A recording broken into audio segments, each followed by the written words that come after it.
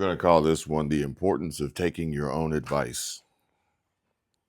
I'm talking to myself here, but I appreciate you guys listening, and hopefully, this helps someone.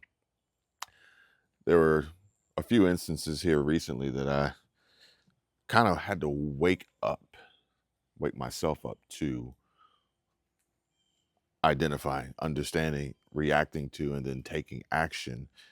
And it comes to business and advice. I'll give you two examples.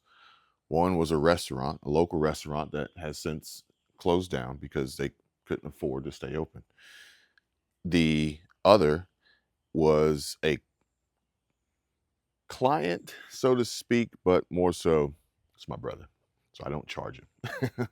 We just talk, discuss business strategies, and continuously try to help one another do better in life and in business. And so, what it boils down to is effective communication and understanding the market. Now, these are personal stories, thoughts and opinions, words that I've shared that I didn't actually really realize I should be listening to myself for my own business. The restaurant that has since failed, uh, it was struggling. This was, peak recovery time from COVID and supply chain issues and price gouging and you name it, the whole nine. Quite possibly the worst possible time to open a restaurant in a new city, minus everything you really needed to have a successful restaurant. Um, be that as it may, I typically have this ability to identify opportunity that maybe most people miss, overlook, or just ignore.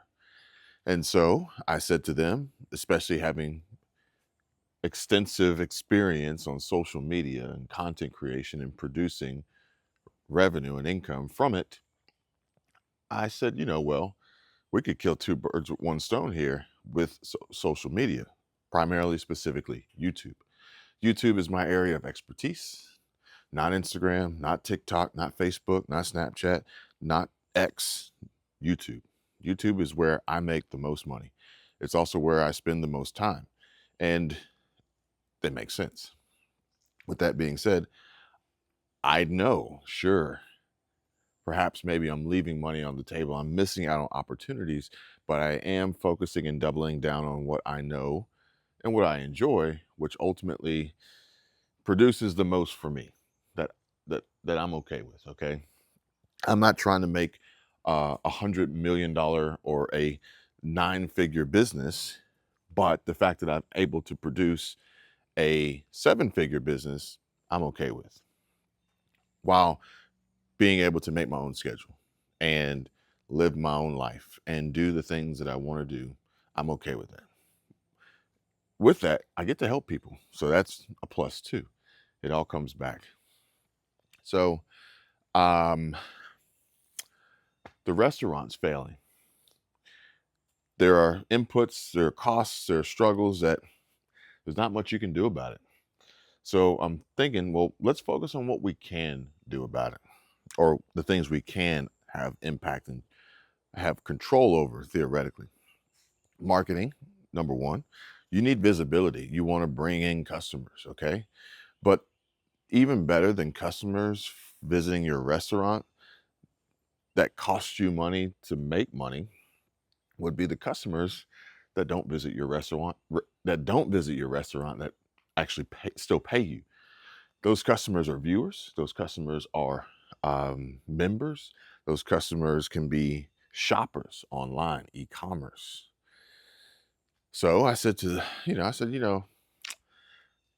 the deal. You could make money selling products online. You could sell t-shirts. More importantly, you could sell barbecue sauce. Okay, so you have that opportunity. This opportunity also creates the opportunity to make the content. It's a cycle here that I should probably put out into a blueprint and draw it out for folks. But essentially, like, it all works together. And I said, well, you're paying a tremendous amount of money to have this space for the idea of a restaurant that people aren't really visiting and supporting.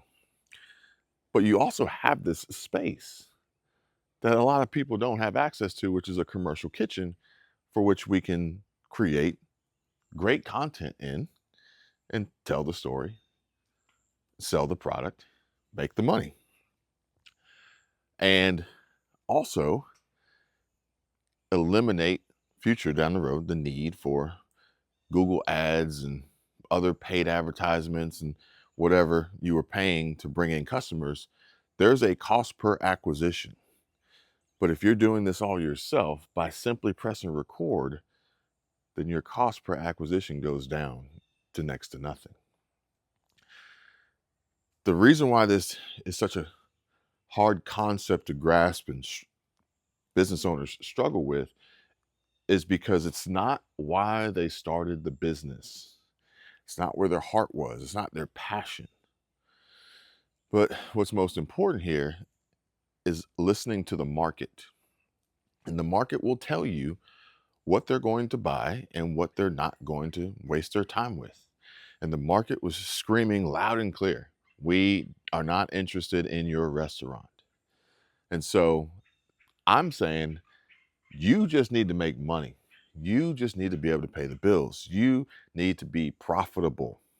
The restaurant can be a loss leader because it provides you the opportunity to create the content, to make the barbecue sauce, to sell online. And it's like, we're paying thousands of dollars a month in overhead expenses, lease, employees, insurance.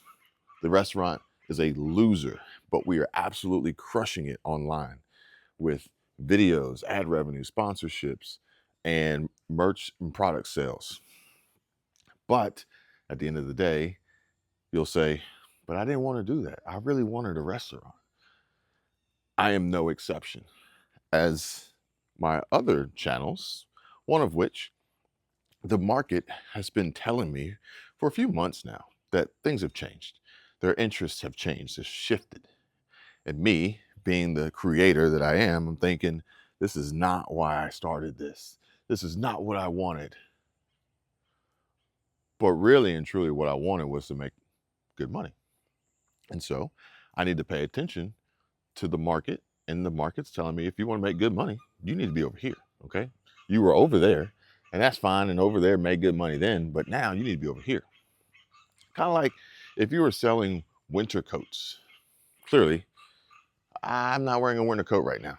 It's probably going to be like 85 degrees today here in Florida, and I am not thinking about buying winter coats. The market would tell you no one's interested in winter coats right now. So you might want to sell some swim trunks or something, some sunblock.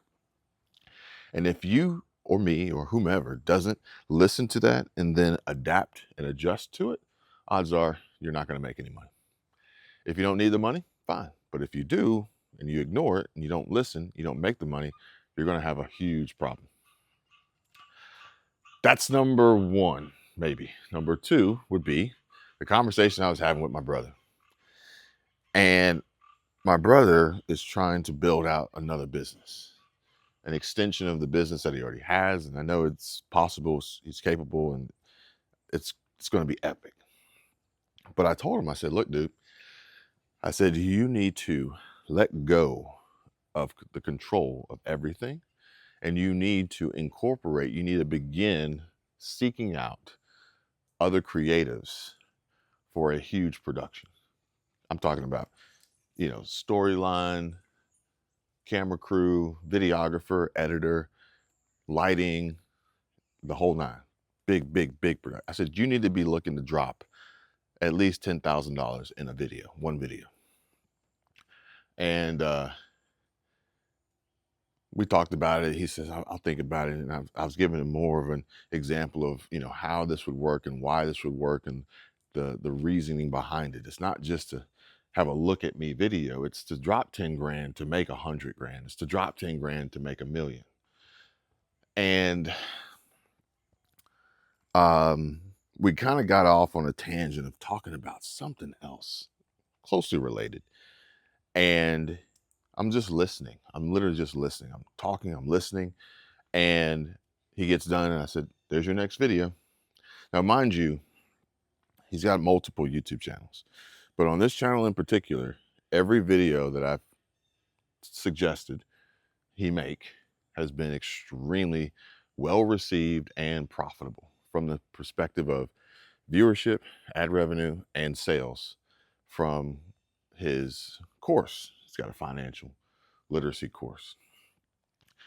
And it's because I listen to him talk, I listen to his story, and then I tell him why people would want to watch it by giving him a title.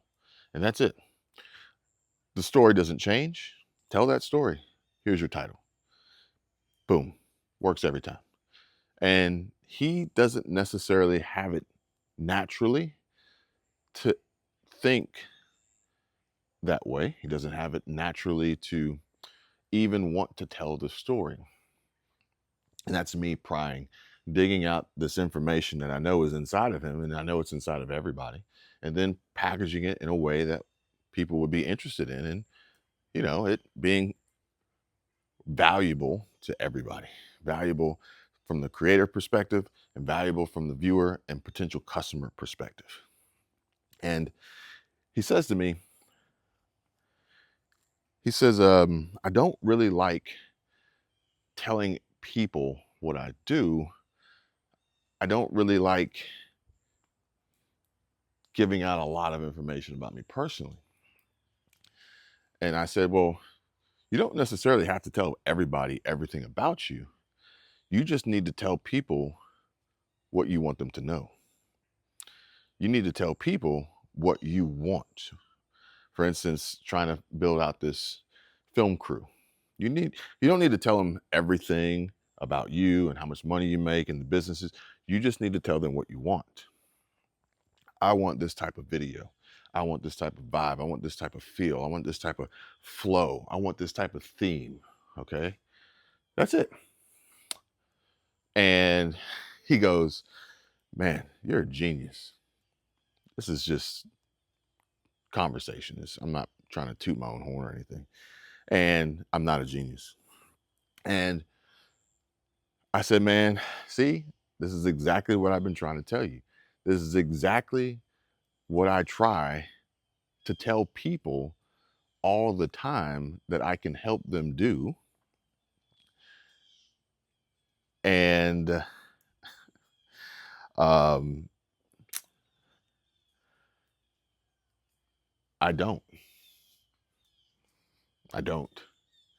And so essentially, these are two instances where I haven't taken my own advice. My own advice is the first one being to listen to the market and listen to the market and not necessarily like bend, but pay attention to the trends, the consumer habits, if profitability is the main goal and focus. Here on this channel, it's not. This channel is just a way for me to express myself and vent and share, hopefully help some other people. One of my other channels is profitability is not the goal. Granted, it makes money, but the goal is just to have fun and enjoy life and just be creative and just whatever, tell a story, specifically to cars, automotive. The other, another channel it's a workhorse. It's a moneymaker. And that's the one I really have to separate myself from personally and get into more of a business mode and say, all right, here's where the market is. Here's where the trends are. Here's where the money's at. Do that. And ironically, it's not where I started and where I wanted to be. But at the end of the day, it's extremely profitable and it makes a lot of money. What I'm trying to do is I'm trying to exponentially maximize that profitability. I want my cake and I want to eat it too. And there's absolutely nothing wrong with that, I think.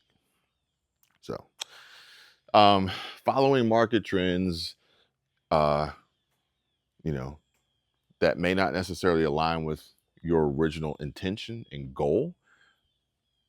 But if your goal is to be profitable and make money, then, run towards that. And then the other one being telling people what you want them to know, because um, if you don't, there's really no way they're going to find out. If you know something that they really need and would be beneficial to them and they would pay for, the only way that they would even know that that was possible is if you actually shared it and you told them. So there's that.